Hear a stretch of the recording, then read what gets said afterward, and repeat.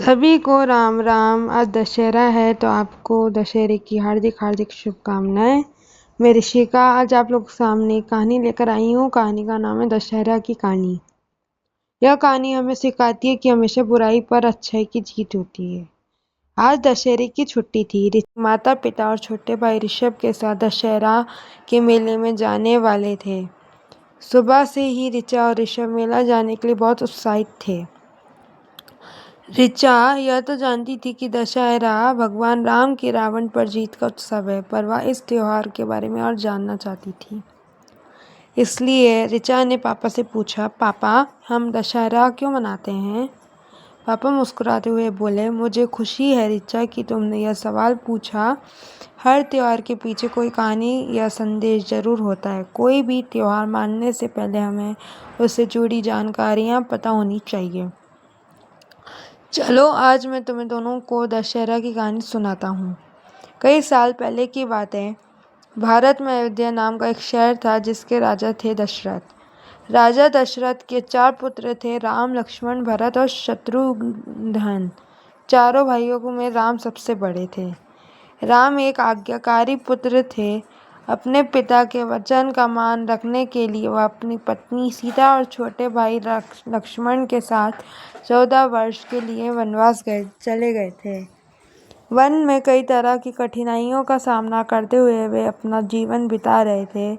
तभी एक दिन जब श्री राम और लक्ष्मण अपनी कुटी में नहीं थे, लंका का राजा रावण बल से माता सीता को उठाकर अपने नगर लंका ले गया जो समुद्र पार थी। रावण 10 सर वाले एक बलवान और अत्याचारी राक्षस था, जिसके आतंक से मनुष्य के साथ साथ देवता भी डरते थे। श्री राम ने माता सीता को वापस लाने और रावण को उसके बुरे कामों की सजा देने का प्रण लिया। जब श्री राम माता सीता की खोज में निकले तब उनकी भेंट वानर राजा सुग्रीव और उनके मित्र हनुमान से हुई। सुग्रीव, हनुमान और वानर सेना की मदद से श्री राम समुद्र पार कर लंका पहुंचे। श्री राम की सेना और रावण की सेना में भीषण युद्ध हुआ और अंत में श्री राम ने रावण को हराया और माता सीता को लंका से मुक्त किया। रावण के अंत के साथ ही बुराई पर अच्छाई की जीत हुई। इसलिए दशहरे के दिन रावण, उसके भाई कुंभकर्ण और बेटे मेघनाद के पुतलों को जलाया जाता है। श्री राम, लक्ष्मण और माता सीता 14 वर्ष का वनवास पूरा कर अयोध्या पहुंचे।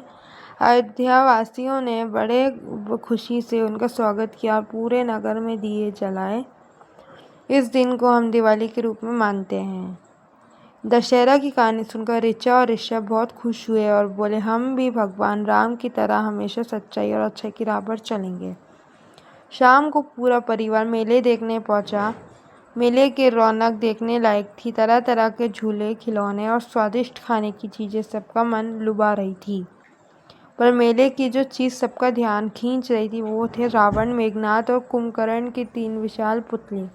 ऋचा और ऋषभ तो टकटकी बातें उन्हें देखते ही रह गए। तभी पास की एक दुकान से आती चाट की खुशबू की तरफ उनका ध्यान गया। सबने मज़े से चाट खाई। फिर ऋषभ अपने पिताजी से ऊंचे वाले झूले पर बैठने की जिद करने लगा। ऋचा और ऋषभ ने झूला का मजा लिया। मेले में रामलीला का आयोजन भी किया गया था। सभी कलाकार बेहतरीन तरीके से रामायण के अलग अलग पात्रों का किरदार निभा रहे थे। ऋचा और उसके परिवार ने रामलीला का आनंद लिया। रामलीला का समापन रावण, कुंभकर्ण और मेघनाद के पुतलों को जलाकर हुआ। सबने तालियां बजाई और बुराई पर अच्छाई की जीत का उत्सव मनाया। ऋचा और ऋषभ खुशी खुशी अपने माता पिता के साथ घर को चल दिए। दशहरा हमें याद दिलाता है कि बुराई और झूठ चाहे कितना भी विशाल और प्रभावी क्यों ना हो, अच्छाई और सच्चाई के सामने उसे झुकना पड़ता है। जय जय श्री राम। जय हिंद। सदैव प्रसन्न रहिए। जो प्राप्त है वही पर्याप्त है। धन्यवाद। जय हो, सदा विजय हो। जय माता दी।